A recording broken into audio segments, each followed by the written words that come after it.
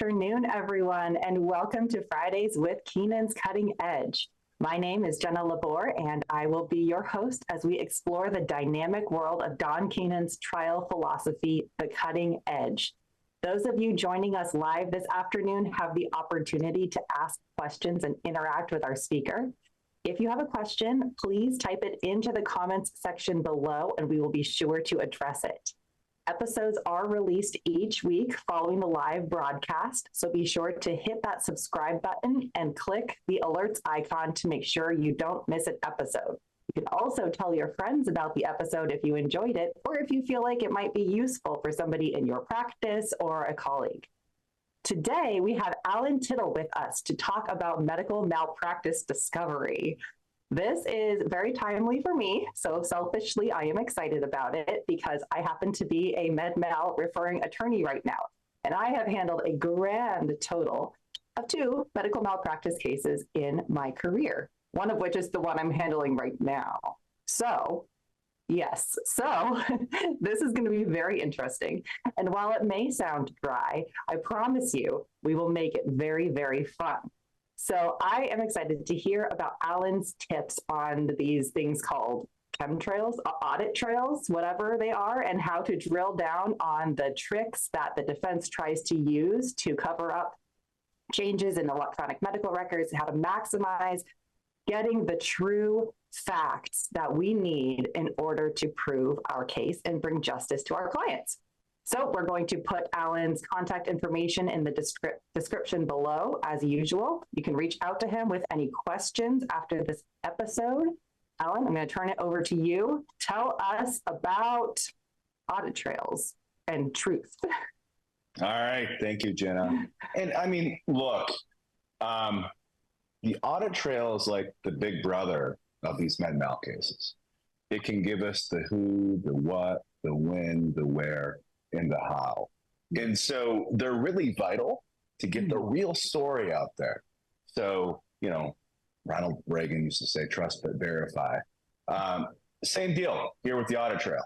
And so they've really become a vital part of my case, workup of the case. And also, and I don't want to get ahead of myself too much, but with the electronic medical record itself, there's more out there than just the audit trail.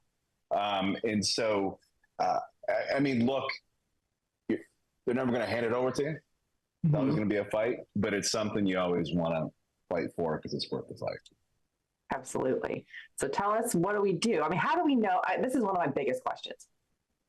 How do we know that what they're giving us is not the full story? And when, I mean, do you do this in every single case? Is this like a method, a bullet point outline you do in every case, or is it when you get triggered because there's XYZ missing? Tell me about that. Yeah, so this is something we do in every case as we get the audit trail. And look, the Code of Federal Regulations mandates that electronic medical records have audit trails. And so this dates back to, remember Obamacare and like the 2009 time period. I hope that's the right year. As part of those laws, they created a mandatory law to have electronic medical records. So that is where we've started to switch, well, a lot of places did it already, from the handwritten medical records to the EMR world. And so anytime you got, a case that, is after 2009, there's got to be something there. And so, we request it in every case. And as the Keenan Edge sort of theory teaches us, one of the most important thing in a med mal case certainly is your timeline, right? Mm-hmm. Your timeline's always evolving.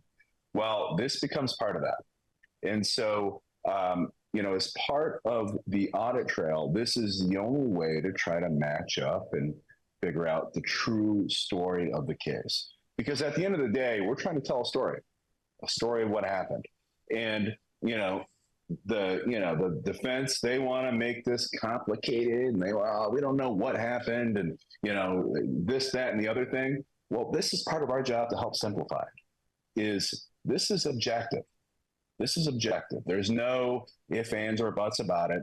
And the only thing that they can do is sit up there and say, well, this computer system's wrong. Well, good luck with that.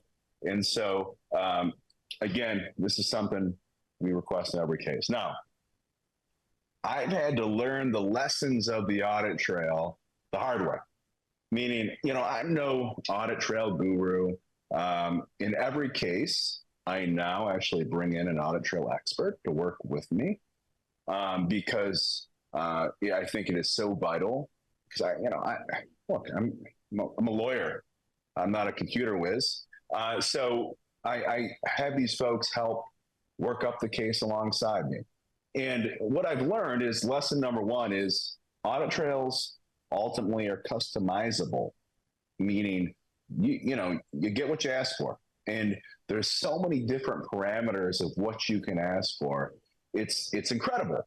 But at the very least, there is a minimum set in my written discovery and sort of categories that I ask for. So, things such as date and time of the access event, what activity, the duration of access, obviously your unique patient identifier, the types of action, meaning did they create, did they view, did they add something, did they delete something, all these things. And then you want it in an Excel spreadsheet. So sometimes these defense lawyers will give you a PDF. No, you don't want a PDF. You do not want a PDF because the way it comes out of the computer system is an actual Excel spreadsheet. And so then you're getting the original. And here's another good point of why you want an Excel.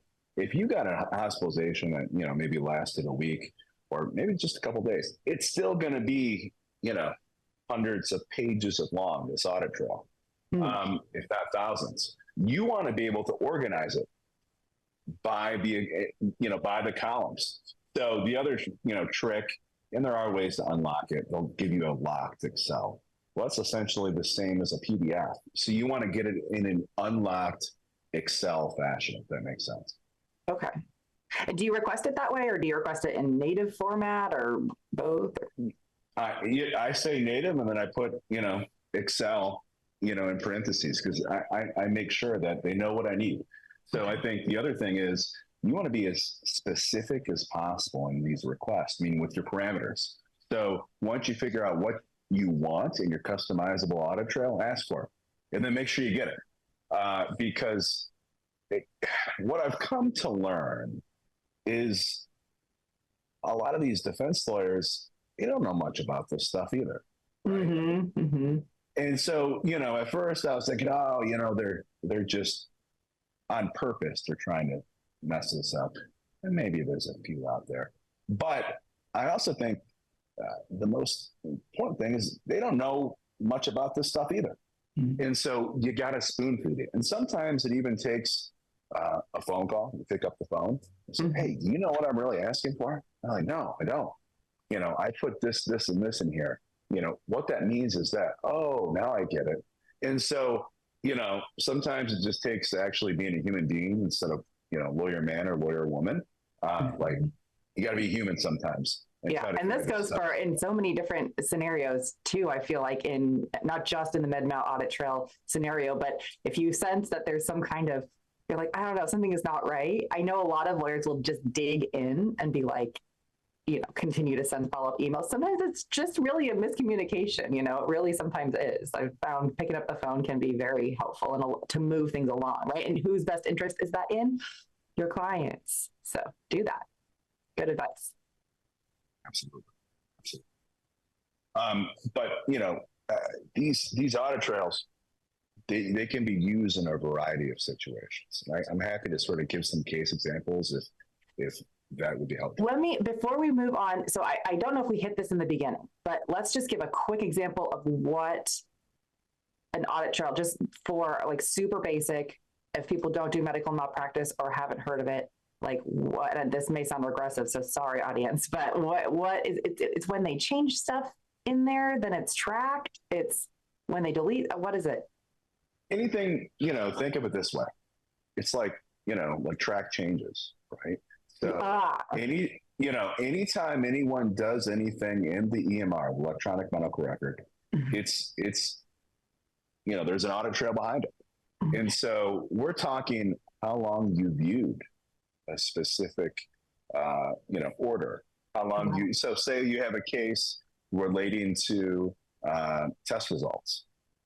Well, how long do they look at the test results? Or maybe you have a case involving, say it's an allergic reaction case. So, a patient of yours, your client gets medication they're allergic to, and they go to anaphylactic shock and die or have a brain injury, lack of oxygen. Well, did they look at the medical history? And if they looked at it, how long did they look at it? Or, prescription error case. So, the examples can go, on and on. But the littlest things, this audit trail will keep track of. And here's another thing that, in terms of the audit trail that I didn't really realize until recently. If someone starts a note, doesn't finish it, the audit trail keeps track of that. They keep track of all these little things as long as you ask for. So remember, you get what you ask for. And so that's why I think it's important to work with these experts who really understand what to ask for and see things that, the average Joe or, a lawyer like me who's not very smart can miss. So will your audit trail expert, well, let me see. Do you just request medical records at first and then have them look at it and have them help you shape the additional request of the audit trail information? Yes. So, we get medical records, we work up the case the normal way we do. And then as we're coming up with our, request for production of documents, each type of electronic medical record. So say it's Epic, or say you have all scripts, you should have a specific EMR specific request related to that specific type of electronic medical record. And so that's, to me, that's sort of why it's important to have an expert to help you do this. And the audit trail, I just want to make clear, the audit trail isn't only specific to just the electronic chart. So what do I mean by that? Pick six, the pharmacy thing that you get. What? It has its own. Yeah, Isn't that a football term? Yes, that pick six, but this is pick sis. So, PYXIS. Okay. Okay. It's sort of how you get, the pharmacy specific EMR has its own audit trail. Okay. Okay. And then specific monitors, if you get them quick enough. So cardiac monitors, pulse ox, they could have fetal heart tracing. They could have their own audit trail. And so that's why anytime, as soon as I get a case now, we send out preservation letters. Okay. Because we want to preserve any electronic data that we can get that may be relevant to the case. Because a lot of the monitors itself, the pulse ox, the card, all that stuff, it's super time sensitive. And a lot of times, it's just too late. At least that's what they claim. But it's important to get the preservation letters out there as soon as possible to maintain that stuff. Okay. Will your audit expert help you verify if they say it's too late? 100%. And so let me give an example. Within every EMR, and this is a little outside the audit trail, there's direct messaging. So I have a case right now involving something called Perfect Serve. That's within Epic. There's in-basket messages. There's all these different messaging platforms within the electronic medical record. And undoubtedly, you'll get in a lit and they say, it's destroyed after 60 days and automatically deletes or whatever. You got to fight that fight. But here's the deal. Even within the audit trail, even if something gets deleted, the audit trail shows if they looked at a message, if they typed a message. Okay. And so the message itself might have be gone, like the actual text of it. Okay. That's right. But if you get that preservation letter out early, they maintain the messages. So I have a case right now where I have a perfect serve message that is really a key to the case. And the only way that I think that I got that is because I sent a preservation letter out as soon as I signed up the case that said, hey, save these messages. And I'm just like in my request for production of documents, I'm pretty specific in my preservation letters. I don't say, preserve all evidence. Get specific with it. And I think your expert can help you do that too. Okay, cool. Okay, cool. So weaving back, we're doing the weave. We go back and tell us about some cases and some instances where you've used this and it's been helpful, or maybe where it came up bunk. Yeah. So, again, we do this in every case. And, I was trying to think, obviously I knew it was what we're going to talk about before we came on here. Yeah. So I was trying to think of some good examples of using the audit trail in a case. And so I had, a few years ago, we had a case, it was a postpartum hemorrhage case. And so what that means is, after delivery, sometimes, delivering mothers bleed a lot. And, the Keenan Edge teaches us, we got to do a timeline, right? And to be honest, I struggled with the whole process in the beginning because I was so focused on just what's in the records, but you forget to get the timeline from your client's perspective too. And so, I'm looking through these records and, my client is telling me, the husband was like, during this time period, the way we discovered there was all this blood was I lifted the, sort of the sheet, and I just saw blood all over the floor and no one was around. I couldn't get anyone's attention. It was a whole big deal. And, I looked at the chart and I'm like, yeah, this doesn't really vibe. I don't understand it. And then I got the audit trail. And it showed that basically this, that the vitals, that were being put into the medical record in real time were these vitals that showed that she was in shock, that she was losing blood, that the blood pressure was so low that, blood supply to vital organs were getting cut, the blood wasn't getting to the vital organs. And so we were able to sort of reverse engineer the timeline based on what the husband said and what the audit trail said, not really with what the medical record said. And then when confronted with that in depositions, the medical providers kind of caved, said, yeah, actually I was out of the room at this time. And I thought this person was handling it, and I found out they weren't. And we were able to sort of figure out that a significant time period had went by where this mother was bleeding out. And this is a case where, what ended up happening was she went into shock and lost her kidneys. And so she had to be on dialysis. And this was the first time she ever, delivered. And it was a big deal. And so that was one really good example. Another good example is, I had a prescription error case. And, this goes to sort of the system failure that can occur in these hospitals is, these nurses get all these patients, right? And, they're zooming along and, they're doing the best they can. They see, pharmacy dropped off some medications that's in the little, I don't know, a little mailbox that's sometimes outside the doors. They put it in and, here, let's give it to the patient.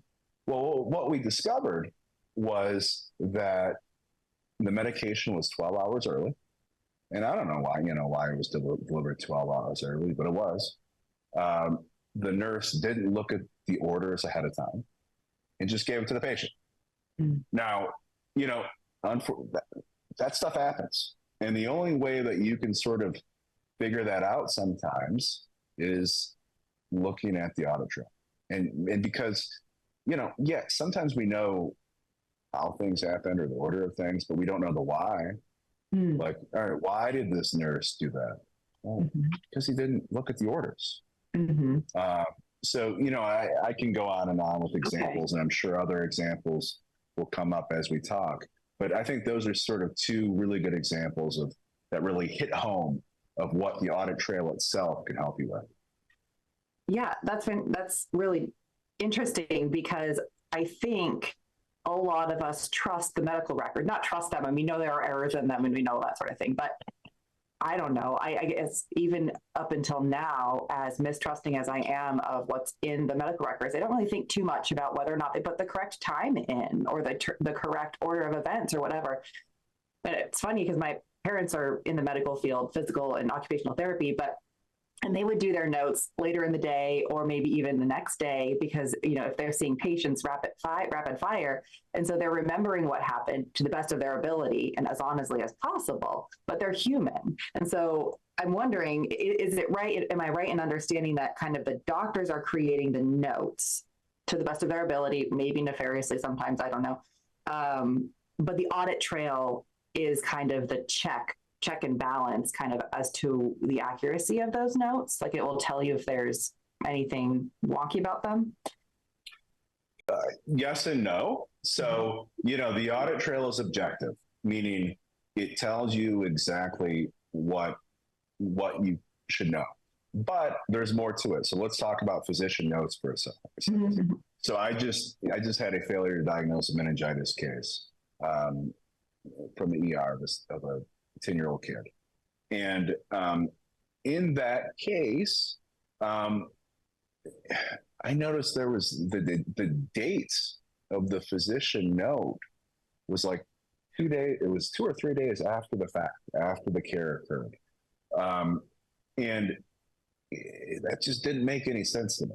Mm-hmm. And so what I figured out is, based on the audit trail, it looked like, he was in his note, but how did that? He's in his note before the note says it occurred. Like, I don't understand. Yeah. And so what I did in that circumstance is you ask for all note versions and all note histories. Okay. So that's something outside of the audit trail that I now ask for in every case, is for the keynotes. You want to ask for all note versions and all note histories related to this. And what I ended up finding out was there was multiple versions of the note. And as this kid was declining and dying in the hospital, this doctor was in his chart, even though he was no longer his doctor. And he was tweaking his note based on, what was going on with the kid. And so those are things that obviously blow up your case. And while we all love to try cases, it is certainly nice to occasionally settle a case for a fair amount of money, for full justice, without trying it. And those are the types of things that will make the defense lawyers and defense side run the other direction. Okay. All right. That makes sense. Yeah. Yeah, definitely. I mean, if you can not have your client go through the stress of trial, that's incredible. All right. Absolutely. What else? Well, I think in terms of this EMR world, first of all, there's so much to it that it's crazy. But one thing that I've recently learned about that is really got me up at night. Really two things. Number one, templated notes within the electronic medical record. So what do I mean? Oh, like the copy paste type stuff? Yeah, it's auto-populated. Yeah. Auto-populated, yeah. So, in that meningitis case, sometimes I charge a hide like a rhino, and I wish I would have done a little more work before the depo in terms of sometimes I learn something each deposition. So I'm taking the deposition of a care provider in that case. And it dawned on me, things weren't jiving. So I had the audit trail and, I had the note versions, but we've all seen this. There's stuff in the medical record that just doesn't make any sense. Mm-hmm. Like, how can the patient be, alert times 3 when, half of his brain is hanging off the bed? It's like, you see things like that all the time. And so in the deposition, I'm like, all right, let me go through this note and just ask, is this part of the templated note or is this added by you? And so I went through and I said, is this part of the template or did you add this? No, that's part of the template. Okay. And so that doesn't jive with what you put here, right? Right. So the reality is what you wrote in this portion of the note, that's really what's going on with the patient. You can't rely on this part. Is that correct? Yes. And I went through painstakingly through that note with that provider to figure that out. Now, what I've come to find as I try to improve every day is, we can get these templates. We can get these templates beforehand. And so, if you have a, surgery case, right? So right now I have a colonoscopy case. I'm fighting right now to get the templated op report relating to a colonoscopy. So let's see how much this doc actually changed in the op report versus the template. Because ultimately, every single op report that I've ever seen for every medical malpractice case, minus 1%, you read the op report and it's like business as usual. Nothing bad happened. Everything's great. Well, meanwhile, the patient's dead. Right. Because that's just the template. That's just the template. So, it's like this electronic medical record system, I think, if we would look back and, 2009 time period, we thought, oh, this electronic medical record, it will make medical records more reliable. I don't know if that's the case because we have these templates now to save time. It's part of the business. Here's the thing that is really keeping me up at that is electronic medical records now have smart text and smart lists. Okay. Two different things. So how when you're writing a text message now, the text will finish the sentence for you. Yep. EMR has that now too. And here's the other thing. And wait, but is it based on kind of how they've done things in the past? Because isn't Google is super creepy where when I'm typing an email, it kind of knows I'm a lawyer and the things that I'm talking about. And so it will, or other emails I've sent and it will choose from them. Yes, but let me give a specific example. So say someone, you have an ER situation and say, let's talk about my meningitis case for a second. He was misdiagnosed for a viral infection. Well, in the smart list now, if a medical provider puts in diagnosis viral infection, then an automated list of symptoms comes up within the electronic medical record that you can select from. And so that's really scary because, think about it. In these failure to diagnose or misdiagnosis cases, these providers now, once they make the diagnosis, the EMR tells them what symptoms the patient should be having. So how can we rely on these things? Is it ever the other way around where they choose the symptoms and the system tells them the diagnosis, or is that not? There's certainly part of that. Which gets me to something totally different called best practice advisories. And so BPAs, these are like clinical alerts. And so say you have symptoms of sepsis and, there's a sepsis logarithm and this person, they got their pulse rate's high and, their blood pressure is messed up and they got, this symptom and their respiratory rate is really fast. Well, within the electronic medical record system, look at an alert, a clinical alert. And a lot of times it's called, at least in Epic, it's called best practice advisory, or BPA. And, you go to the hospital, you got all these beepings, right? You got the beep, beep, beep, and the nurse runs in and you hit silent and 5 minutes later, the pulse, the little finger thing, it comes off. Oh, it's fine. They put it back on. Look, there's so many alerts in the medical records right now. It's the same deal. And so what's special about these BPAs, these best practice advisories? Number one, you should be getting them. All right. You should be asking for all best practice advisories that apply to your patient. But these are clinical pathways a lot of times, clinical alerts. And the only way that a patient can, that a nurse or a doctor or whoever can treat the patient is they have to comply with it or they hit dismiss, meaning they have to physically dismiss the best practice advisory before moving on. So, say you have a failure to diagnose a sepsis case. Mm-hmm. They have all the signs and symptoms of sepsis, right there in front of them. They got a best practice advisory, big red alarm going off. This is sepsis alert. Well, they could just hit mute, dismiss it, send the patient home. Now, imagine if you had that, that information in front of a jury. It's not going to go very well. I can imagine they would want that one to go. Mm-mm. Yeah, and so that happens. And these BPAs, they happen not just for big stuff like sepsis, but discharge planning, informed consent. They'll have a BPA for, telling them to stop smoking. All these little things are built in, but the big things are in there too. And so that is another area that I think is really vital to get is these best practice advisories or the clinical alerts that apply to your patient. Because it could blow your case wide open. Wow. And is this, two questions on that.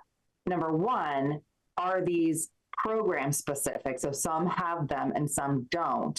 And number two, which I think you can answer in the same question, same response, are these mostly found in big hospital situations, or how about smaller clinics or plastic surgery centers or anything, other clinics like that? Yeah, I mean, look, the majority of the time, these BPAs are going to be in the hospital systems, no doubt about it. But every EMR system could have them. And so if you're in a hospital system and they have Epic, they have them. I can guarantee that. And, I don't know how many, what percent of hospital systems use Epic, but my guess is it's pretty darn high. Probably a lot, one I've heard of. Yeah. And that's the one I'm most familiar with because all the major hospital systems use Epic, here in Cleveland, Ohio. But, there's others have their own type of clinical alerts, whether it be all scripts or whatever. Mm-hmm. But think about this. If you have a hospital system that, they have whatever EMR system, and they don't have best practice advisories, they don't have clinical alerts, how do you think that looks? Can use that too. Yeah. Yeah. So, I always think about it both ways. Like, if they have them, great, let's get them.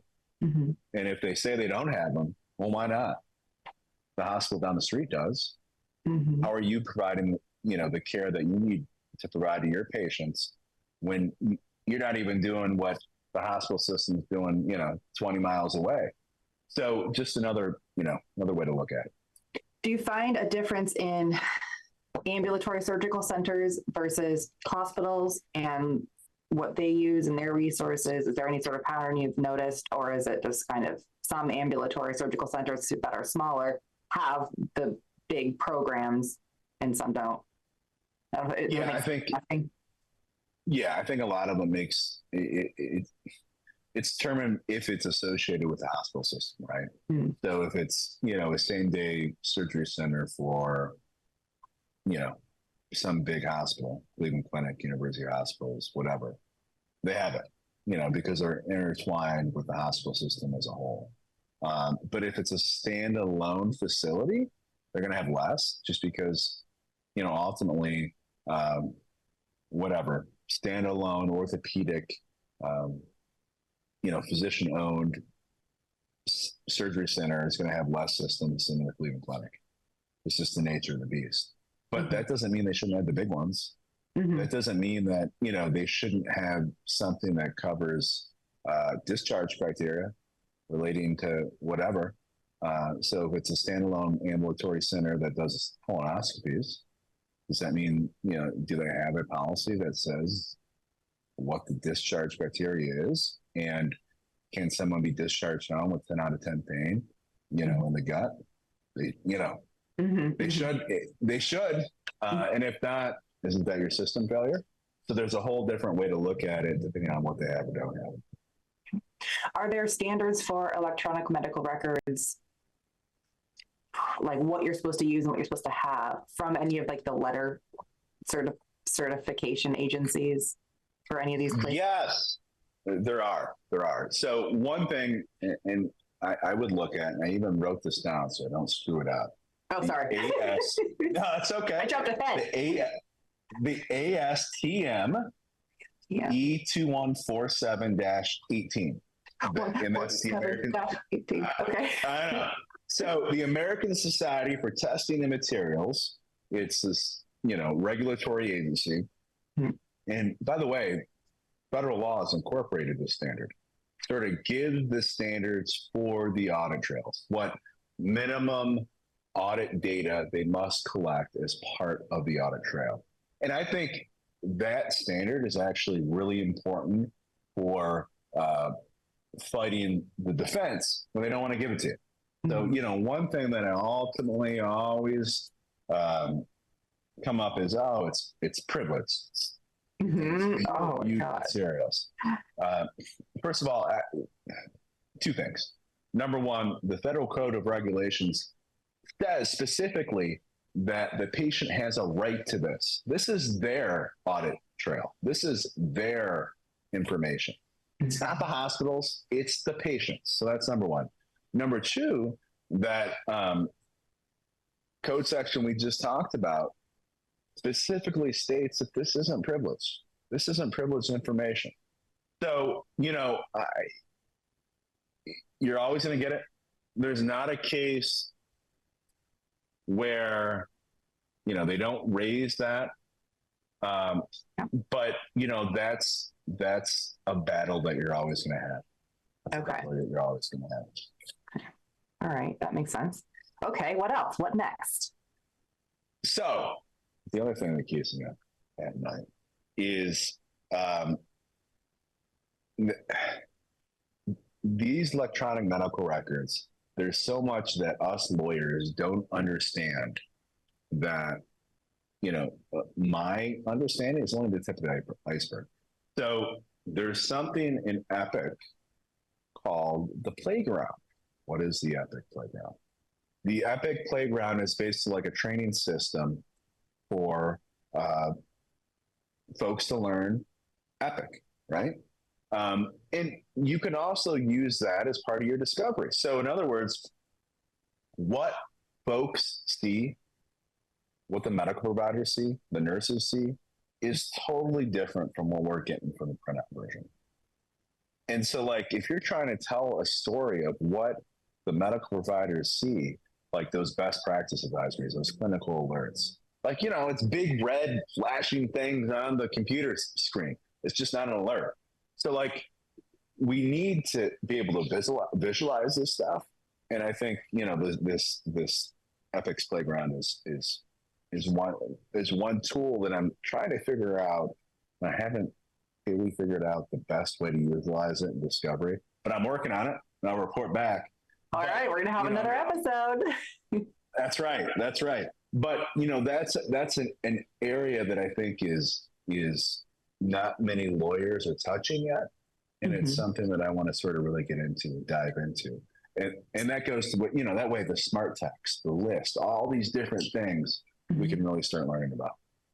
So the playground, it gives you a more visual of what they were seeing. So that, I imagine, Edge has a whole course on seeing is believing. Dawn is always talking about how written word is what? Written word goes away.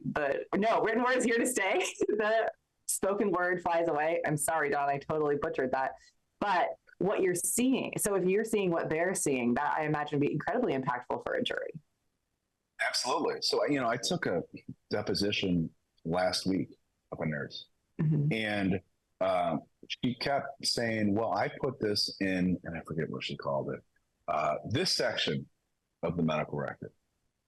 And I looked at my chart. I don't got that section.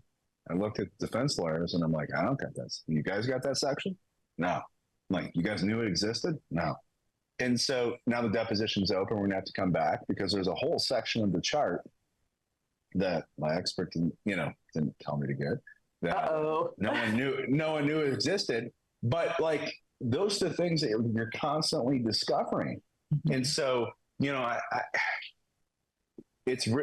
that has now become a super important part of my deposition, is going through sort of the aspects of this electronic medical record, because I want to be able to visualize what we got going on here. Mm-hmm. I want to be able to know what they're seeing. I want to be able to know what this giant alert says that pops up on their screen that they hit mute on for 50 times and they finally hit dismiss. Like, that's how we tell our story. Mm-hmm. And so, you really got to take the time in your depositions to really flesh that out. Okay. Well, yeah, that'll be super cool. I mean, keep working on that. And of course, in the RA group, keep us posted. And I can't wait to have you back on and talk about that and how to get it in the first place. And I know that Epic has one, but maybe if find out that other programs do, and how, focus groups respond to that. And because like you said, it's a really interesting and strange concept, this electronic medical records, because there are so many layers, and you can go so deep into it that it's almost impossible to know everything about every system. And it would be interesting to know if someday they try to standardize it or something like that, because I think that would be to the patient's benefit. But who knows? Absolutely. And the best is when you get this information, and this just happened to me, and they try to, well, this must be wrong. This time on this perfect serve message, mm-hmm. It's wrong. Mm-hmm. And you just look at, you look at the person you're in deposition with or you're at trial with, and you say, well, what do you mean it's wrong? I didn't make it up, mm-hmm. So, and like, just credibility. Trials are about credibility, right? Mm-hmm. At its core, who's telling the truth? That's the way you really make sure that one side is telling truth and the other side isn't. Is just there's objective things that both sides agree that it is what it is, and then you got the person on the stand saying, "Well, this is wrong," and essentially coming up with a conspiracy theory, mm-hmm. that their own lawyers came up with. So, all that stuff is good stuff. But look, let me warn people. You're never just going to get this stuff, right? Like, I don't know. Have you ever had Jenna, have you ever had a case where the defense just gives you everything because you asked for it really nicely? No, but the nicest way I've been rejected is by, we just need another 30 days. We just need another, and then I'm like 6 months down the road before I realize they're just not giving it to me. So, right. No, right. I don't.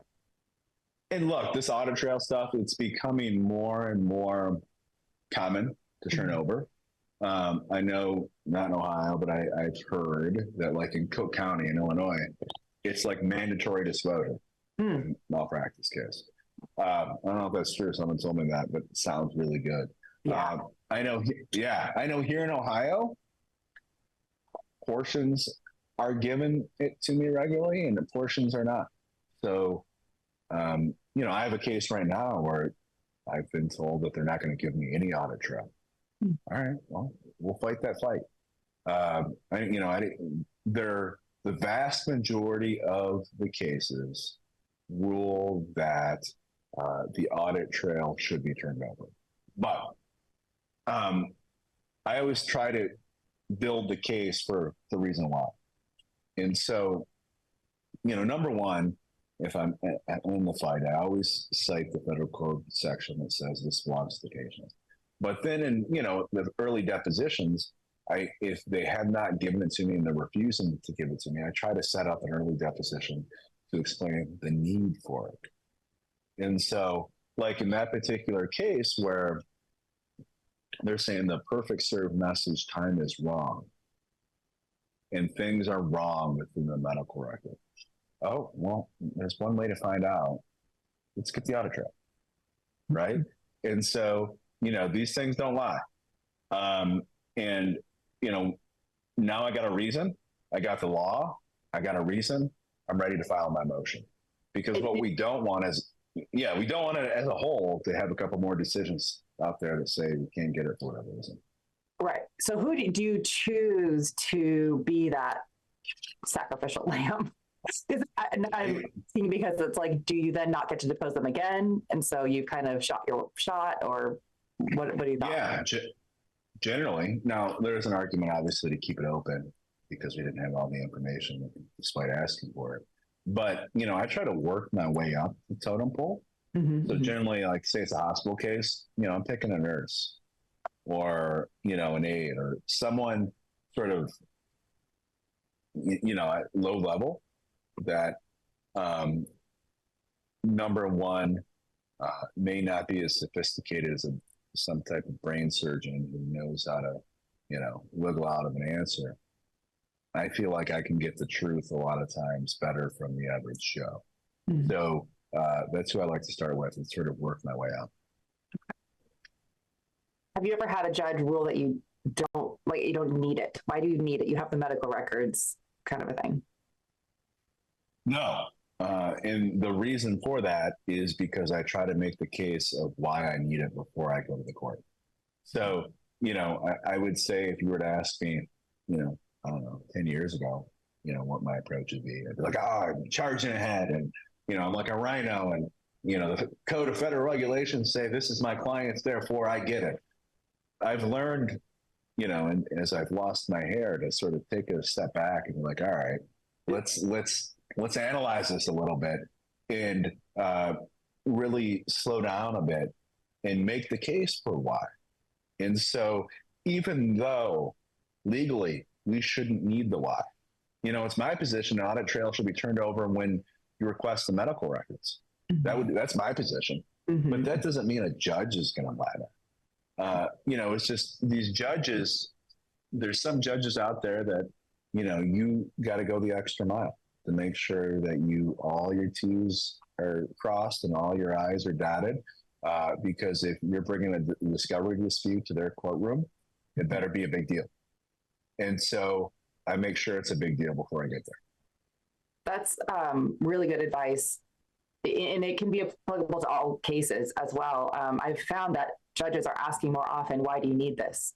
Why, whether it's a cause of action or, whether I want to depose the corporate entity in an admitted liability case in a car crash against a truck company, whatever it may be, judges are like, well, why do you need to do it?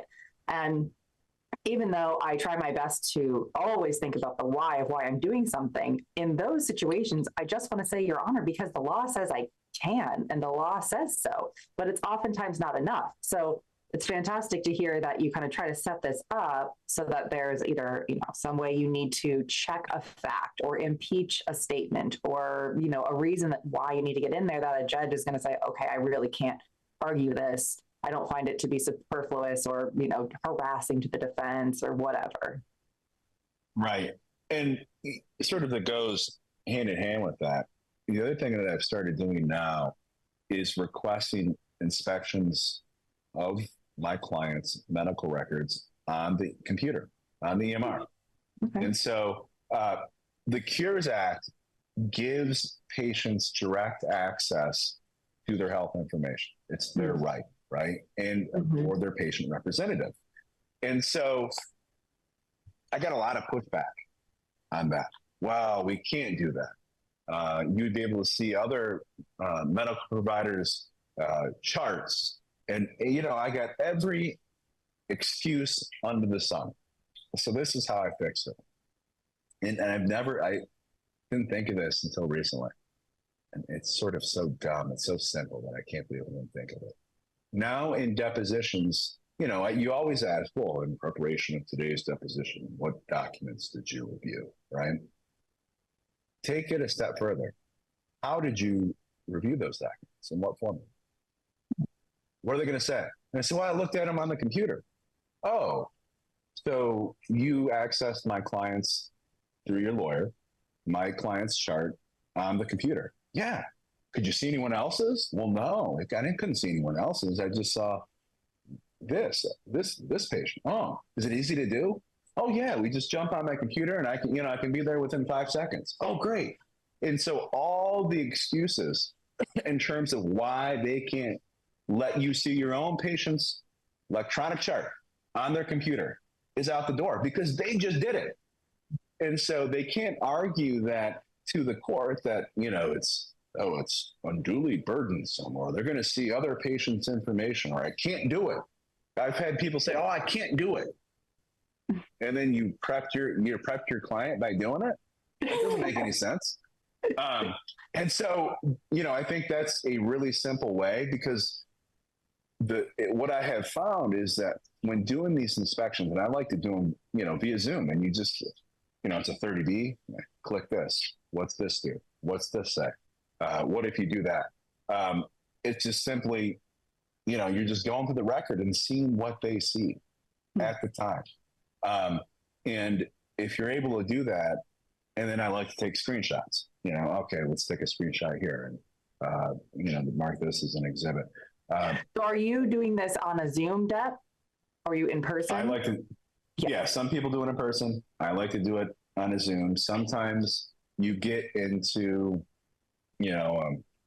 arguing, disagreement about doing the screenshots. That's my current battle. Mm-hmm. But the bottom line is, it's your patient's chart. Mm-hmm. Mm-hmm. It's your client's stuff.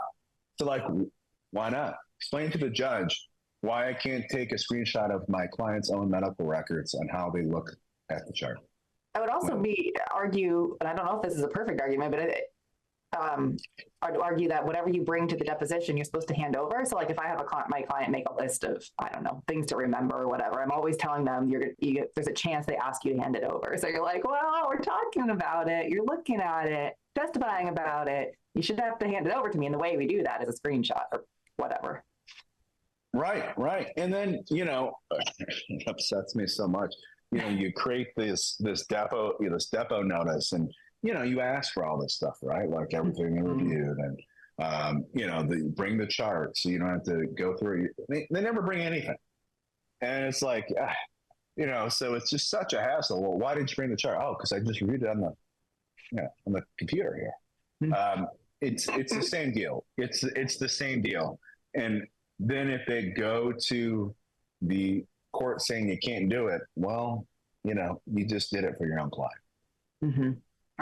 All right. Very cool. Let's see. What else? Let's see. Audit trail does not. Oh, what if they tell you the audit trail does not exist? The audit trail does not exist. Isn't that from Mean Girls? What did they say? Right. I've had that happen. And here's the deal. The federal regulations mandate that they keep the audit trail for 6 years. That be the rule. Mm-hmm. And so there's no way, no how that they don't have an audit trail. But I will give one word of caution is, for nursing home lawyers, point and click care it's a little different. And it's far more difficult. And there's been a lot of back and forth on this stuff. So it's my understanding Point Click Care is like a Canadian company. And it's, people have tried to bottom line is you can get audit data. And it's my experience, at least with Point Click Care, there's a couple key things. So number one, when you're getting the chart in Point Click Care, you should be getting, it's like a cover sheet that has hyperlinks. And so that's really important because you just don't want like a photocopy of the cover sheet. You want the actual cover sheet because that way you're getting the full Point Click Care chart. And the other thing is Point Click Care can do note histories very easily. So like the note versions and the note histories, you got to get that stuff for the notes that are really key, and you can get it. They can get that stuff, but when in doubt, and I've had to do this on a case, a non-epic case. You take a 30B relating to their EMR, electronic medical record, and you figure out everything that you got to figure out. All the stuff that defense lawyer just doesn't understand. Well, you get it from their IT person. And just walk painstakingly through. All right, so CMS comes in and tells you that you must turn over the audit data. What do you do? You go to this and click that. Okay. And how do I change the parameters of what audit data I'm getting? Well, you click with it, and you walk through it. It's an extra step, but sometimes you got to do it. Mm-hmm, mm-hmm. Okay, that makes sense. So it does exist. Bottom line, this is a great edge teaching point. Be the woodpecker, right? Figure out how you got to ask for something, and go get it. 100%. All right. What if you feel like the EMR or audit trail itself is altered? Can they do that? Can they alter the ghost track? Remember, you're getting it in an Excel spreadsheet, right? Yeah. So, I guess theoretically, but I think it's, number one, that's why you got to have an expert. So that's where I rely on that expert to go through this stuff and tell me, is it there or not? Mm-hmm. And you really want someone that is hyper focused on that specific EMR. Now, there are experts that I found recently, like the guy I use now is phenomenal. And, he sort of has an expert for each type of EMR within his wheelhouse. So he's got a group of 5 or 6, and, this person's the Epic person, this person's the Allscripts person, this person is the point-click care person. And it's important to have someone that really is hyper-focused, because each one of these electronic medical record system is their own world. Mm-hmm. And it's I know for me, at times I feel overwhelmed by it. But that's why you got to, rely on others to do and provide the knowledge that you don't have. That was actually my next question, and one of our last as we try to wrap up a little bit here. But what about those of us who are in small firms or we're solos? It just sounds like we're asking for so much information, and how am I going to parse through all of that? And I know part of it is get your expert to do it, but at the end of the day, at least in my case, I feel like I need to be the one having looked at it so that I can be the one, who's the buck stops here when it comes to my client. Yeah. So I guess I have 2 or 3 responses. Number one, I would still tell you, at least in one big case, get that expert to teach you how to do it. Mm-hmm. And, force them to jump on Zoom and explain all this stuff so that next time you can do it. Number 2, I think this is why it's important to have an Excel. You can, if you have some Excel savviness, you can really cut to the point of what you want to see through, whether you're organizing by this category or what have you. And number 3, I think it's important to utilize the lawyers around you, right? Mm. So, I know like here locally here in Cleveland, there's like 3 or 4 of us that are constantly talking about electronic discovery, EMIs. Mm. Like, oh, what did you find out? You did a 30B? Oh, great. Give me the transcript. So let me read, let me learn. And we're constantly going back and forth in terms of, figuring out the best route to how to get certain stuff. And so, I think it's a combination of all those things, but most importantly, Google. So, like I did this before I came on. I was trying to get an example of this smart text, the list. Mm-hmm. And, I think I just literally Googled Epic smart text, and a manual from Epic came up. So, like that stuff is out there. The other thing is you can ask for the manuals of these EMR systems in Discovery. Mm-hmm. Obviously it's going to take a little time for you to go through that manual and try to figure it out. But if you just can't afford an expert for that particular case, that's another avenue that, you can go and get in addition to the 30B deposition. So like between the manual and the 30B deposition, perhaps you can try to figure this thing out. I know I've gotten audit trail information in the past. I look at it and I'm like, I look at it for about 30 seconds and I'm like overwhelmed. I'm like, get this away from me. I don't know what's going on. But I think it's also important to sort of think about what time period is important, right? So like, it's organized by time. And it's, if you're really focused on that one particular day, look on that. But I would say it's important to look at the information after the fact. So in that meningitis case, I think, the provider who was at fault was in the record a total of like 20 times the day of the ER visit. But then a week after the fact, on one day alone, he was in the chart over 100 times after the kid died. Why is he in there? Why is he in there? And so then I asked him, this was like 3 weeks after the fact. Like, well, why were you in the chart? And he wasn't prepared for that at all. And, he said something like, well, when a person returns to, the ER, and for the same reasons, I like to do my own quality review. Your own quality review. Like, what are you talking about? You got your own quality review, little committee of, just you? No. And so you get into that and then you figure out, all right, what's he doing in there? And it's a whole can of worms that makes things look really bad, especially if you compare it to what they did during the time period.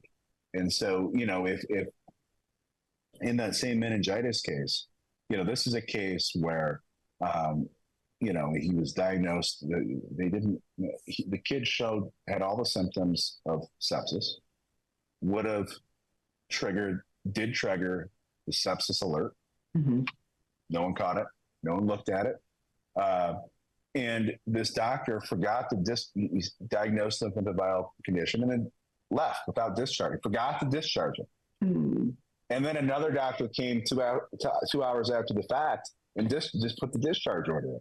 And if you look, like no one looked at any of the vitals that showed that, he had this sepsis alert. So all the, these things that you can discover are really, really mind-blowing. Do you find, last question, then we have a question from the audience. I always say last question, I could just go on and on. Do you find that you are set apart from other medical malpractice plaintiffs lawyers by virtue of the fact that you know what to request and to request this? I know you're saying that it's more often requested these days, but I feel like it kind of bumps up the value of your case a little bit just by asking for this and fighting to kind of get it.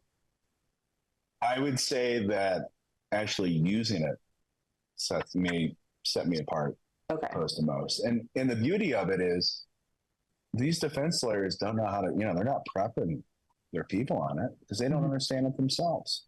I shouldn't say some do, but I would say, 50% of them aren't going to be prepped on what's in the audit trail.